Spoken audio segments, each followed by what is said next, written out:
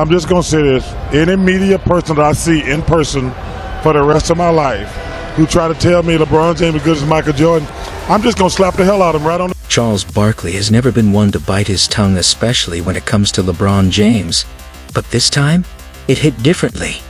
Right after LeBron stunned everyone with a major announcement about his retirement and upcoming farewell tour, Chuck came out of nowhere with a take nobody saw coming. He knows he's trapped. Let that sink in, because that's not even the full story. In this video, we're breaking everything down: what LeBron actually announced, why it sparked this reaction, and the full, unfiltered response from Barkley that has the entire NBA losing its mind. And if you think it stops there, think again. Michael Jordan stepped in too, and what he said might completely flip how you see all of this. So stay locked in, because this goes way deeper than you expect. Imagine opening Twitter and finding out that the most media-driven athlete of all time, the same guy who turned a Teen Switch into a full-on TV special, is suddenly backing away from a retirement tour. And no, this isn't just some random rumor. The Athletic dropped the report, and apparently LeBron has been telling people close to him that he doesn't want a farewell tour. But here's the twist. This isn't about humility. It's not about just focusing on basketball. This looks like a calculated PR move, because for the first time in 23 years, the self-proclaimed king might know he can't live up to that level of hype every single night anymore. Think back to 2010. This is the same guy who gave us the decision. The same guy who tweets, "Long live the king." He built his brand on moments, attention, and spectacle. But now, it's 2026. He's 41. He's dealing with sciatica. And honestly, it's starting to show. And before the news even had time to settle, Charles Barkley went off. No filter, no hesitation. He said exactly what a lot of people have been thinking. LeBron doesn't want a tour because he knows he's trapped. And honestly, when you stack him up against today's players, Barkley might not be as off as it sounds. But what really shocked people were the names he used to back it up.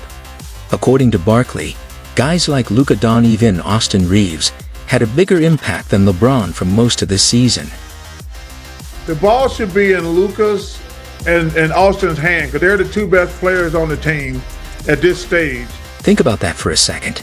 Imagine a Hall of Famer basically saying Michael Jordan would be the third option on his own team. It sounds impossible, but that's the point Barkley is making.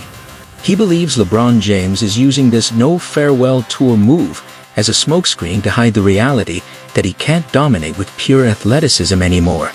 And you can see it. Night after night. Those strange defensive lapses, where he's barely getting back while younger players blow right past him. It's not just fatigue.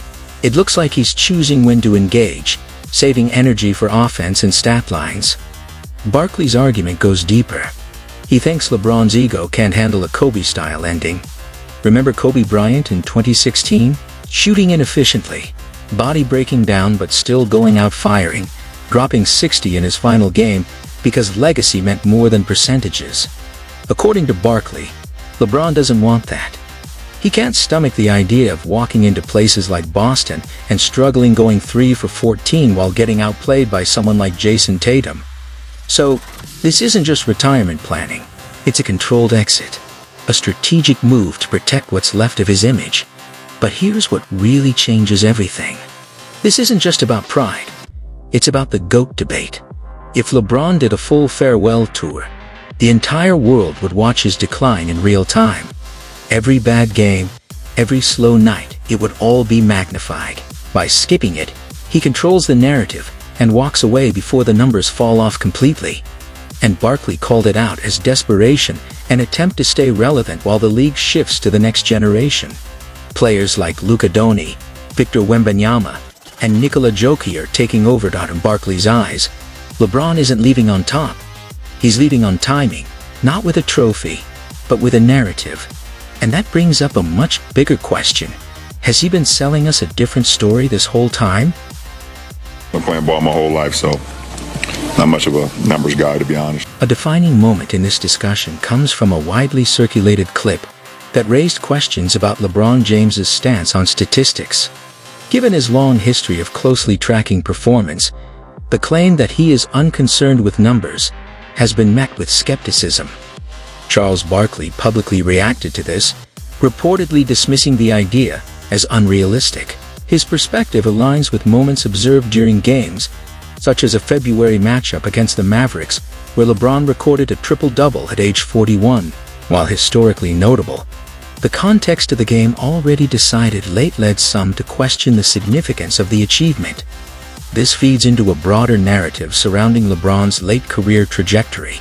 Often compared to Michael Jordan, longevity and cumulative records have become central to the debate, though critics argue that differences in career length complicate direct comparisons. Barkley has consistently emphasized that individual statistics carry less meaning without team success, a viewpoint shaped by his own career experience. Importantly, this dynamic is not new. Tensions between Barkley and LeBron date back to 2010, and the decision, when LeBron's move drew criticism.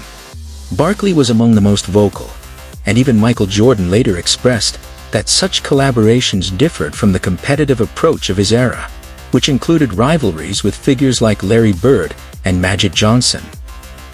They never called up Larry, called up Magic and say, hey, let's get together and play on one team. I mean, that's, in all honesty, I was trying to beat. He wanted to beat them, not join them. And for a lot of people, that 2010 moment was the first sign that LeBron James didn't have that same killer instinct. It's something Charles Barkley has never let go of, and he's reminded him of it year after year. But everything really blew up in 2017. That's when things turned personal. LeBron hit a mid-season slump with the Cavaliers and went to the media, talking about needing more playmakers, more help. That's when Barkley snapped. On Inside the NBA, he didn't hold back. He called LeBron whiny and inappropriate, pointing out that the Cavs already had one of the highest payrolls in league history, and yet LeBron was still publicly putting pressure on his own team. To Barkley, that wasn't leadership, that was blame shifting. Same kind of question I asked KG. LeBron James' comments were blank. Inappropriate, whiny, all the above. Chuck's point was simple. If you're calling yourself the best player in the world, stop acting like the victim. But what happened next caught everyone off guard.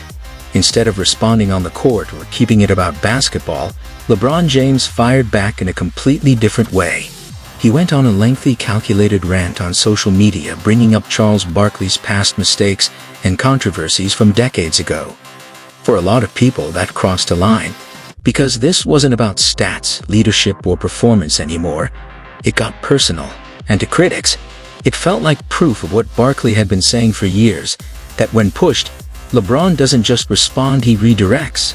Meanwhile, Barkley, he didn't escalate it the same way, and that contrast only made the situation bigger.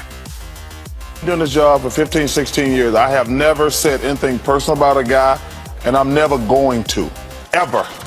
All my criticism on any player or comments on any team is strictly about that. And that right there is why people still call him a legend. Because the contrast is hard to ignore. LeBron James wants the respect of the greatest ever. But when the pressure hits, the reaction doesn't always match that image. Instead of leaning into the criticism, it can feel like he pushes back, deflects, or shifts the focus. And that's where this next moment takes things to another level. Go back to the 2026 All-Star break. That tense exchange at center court, you could feel it through the screen. Stephen A. Smith, a guy who never backs down on TV, suddenly looked uncomfortable when LeBron stepped right up to him. This all came after comments on First Take questioning Bronny's readiness for an NBA spot. Fair or not, it sparked a reaction, and when LeBron saw Stephen A. in person, the moment turned serious fast. And watching it all unfold, Charles Barkley, he didn't ignore it. He addressed it in his own way, even joking that criticizing Bronny might come with consequences. But behind the humor, there was a point about power, influence, and how criticism is handled. Because when conversations shift from performance to pressure, from analysis to confrontation, it raises a bigger question. Where's the line between defending your circle and controlling the narrative? And according to Barkley, that line might have already been crossed. LeBron, he's too big to be that type of bully. to bully Stephen A. and to bully Brian Wynn. Not only did he call him a bully, but he also went as far as accusing him of being a franchise killer. Charles Barkley suggested that LeBron has control over one of the most iconic organizations in basketball history, and that he sometimes makes decisions that ultimately hurt the team while benefiting his own image. In Barkley's view, most people in the media avoid saying things like this because they're afraid of backlash or losing access. But since he's retired and financially secure, he feels free to speak openly. And the criticism only gets more intense when people point to specific situations. One example often mentioned is the Russell Westbrook trade, which critics argue wasn't purely a front office move. Instead, they claim it reflected influence from LeBron and Anthony Davis, who pushed for changes that dismantled the team's depth.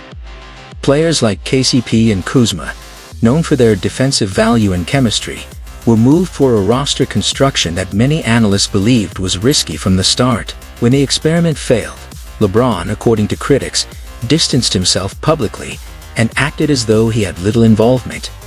This is where comparisons in NBA history start to come into play. Fans often bring up players like Michael Jordan and Kobe Bryant, pointing out how they stayed with their teams through difficult stretches. Kobe, for example, remained with the Lakers during their rebuilding years after Shaq left, pushing through rough seasons and roster changes. Jordan also endured years of playoff frustration against the Pistons before eventually breaking through and winning titles in Chicago. To Barkley and others who share his perspective, LeBron's career path moving from Cleveland to Miami, back to Cleveland, and then to Los Angeles represents a different approach to building a legacy. They argue it reflects a modern era where player empowerment and branding are just as important as loyalty or traditional team building. Because of this, the debate around LeBron and Michael Jordan often becomes more heated. For critics like Barkley, it's not just a matter of basketball skill or championships,